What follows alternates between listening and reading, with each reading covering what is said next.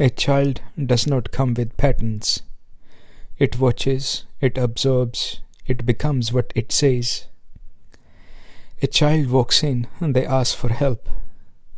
And you are tired, you snap. Can't you do it yourself? You don't say be cold, push people away, but they learn it anyway. You speak with your partner, there is tension, you argue about dishes, money, schedules. You don't say to your child, this is what love looks like, but they learn it anyway. You are in traffic, the car in front does not move fast enough. You clinch, you swear, you mutter under your breath. You don't say, this is how to suffer, because of someone else's disturbance, but they learn it anyway. They learn that when someone else loses their calm, your mind loses it too. They learn to follow that disturbance without knowing why. You lose someone you deeply love. They watch you disappear into grief, into silence, into pain. You don't say to your child, this is what loss must feel like, but they learn it anyway. You stay in a relationship where you feel stuck, where your voice is buried, your aliveness dimmed. You don't tell your child, don't speak, don't move, survive, stay stuck, but they learn it anyway. You feel pressure to escape, to go on holidays, to buy time, to chase rest. You spend 10,000 to feel alive and then work to replace the 10,000 you spend just to feel alive. They watch this, not the numbers, but the need. And one day they will feel that same pressure without knowing why. You work not just to live, but to look good, to be accepted, to be enough in the eyes of others. They see that. Not the job title, but the exhaustion. Not the success, but the pressure behind it. And slowly, without knowing, they learn to work endlessly, not for joy, not for truth, but to be liked, to be safe. If you constantly try to look good for others, they have no choice but to also work day and night for others.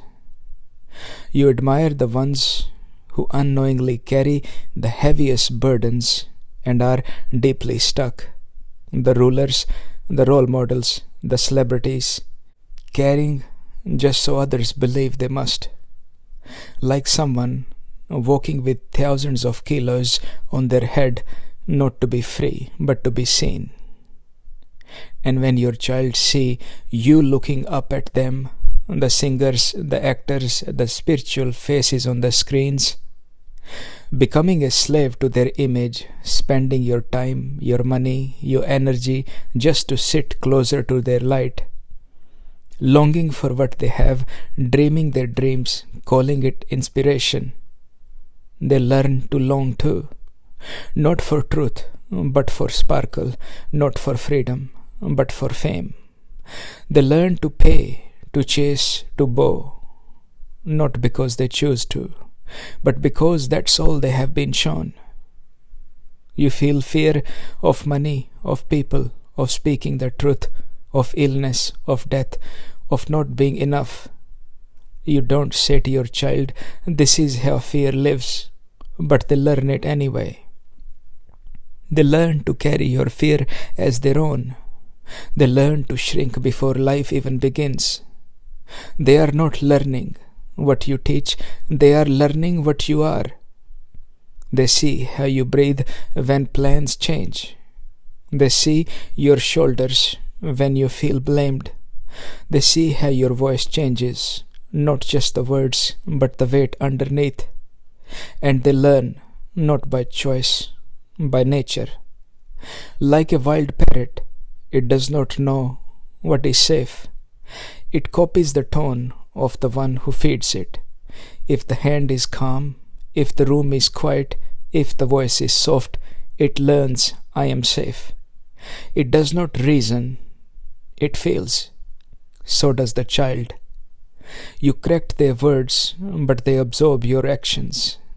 You tell them to be kind, but they have seen your eyes when someone disagreed. You ask them to be patient, but they watch your body tighten when things went slow. You punish their mistakes, but where did they learn how to respond to mistakes? It's not the broken glass that teaches them, it's how to respond to the broken glass. If you shout, they learn that damage must bring fear. If you freeze, they learn silence means danger. If you breathe, they learn that everything can be met. They don't copy the reaction. They become the world in which that reaction happens. This goes so deep, it's missed. Even the way you walk in a room, they learn what it means to arrive.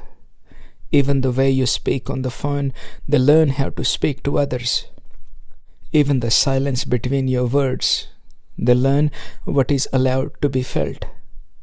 This is not about getting it right. It's about seeing. They were never bringing their own habits. They were watching yours. And slowly, without knowing, they become the shape of the house they grew up in. Not the walls, the emotional air. They become the sound of your mornings, the weight of your evenings, the rhythm of your replies. Not because they choose it, not because you chose it, but because both were shaped by what was lived. And eventually, they live it too. Not just what was given, but what was added, layer upon layer, until it becomes theirs. Not just in childhood, but in traffic, in marriage, in stress, in pain. They remember what they saw. Their mind repeats what it knew. And one day, they snap at their child. They storm out on their partner. They shut down in discomfort. Not because they wanted to, but because long ago someone else did. A child does not learn from you. A child learns you. And that's why, if something shifts, it cannot be for them. It must be real, lived, silent. Not for show, not even for peace. Because even the effort to raise a child right, if it comes from tension, they feel it. And they learn that love is effort. But when nothing is said, no rule is taught, and there is warmth, ease, honesty, something happens. When the old reaction comes, but you stay present, see it, feel it, but don't follow it, then you break the habit, not by force, by seeing. And in that space, something new appears. Not taught, not told, just lived. They don't learn it, they become it. Even if you still carry layers, patterns gathered over time, and it takes time to unlearn them. By simply not passing them on, you create space.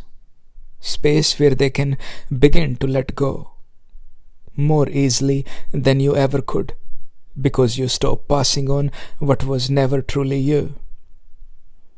Just as they are learning to be distracted, to seek approval, to hold in pain, to keep pleasing, to work without end, they can also learn what it means to stop.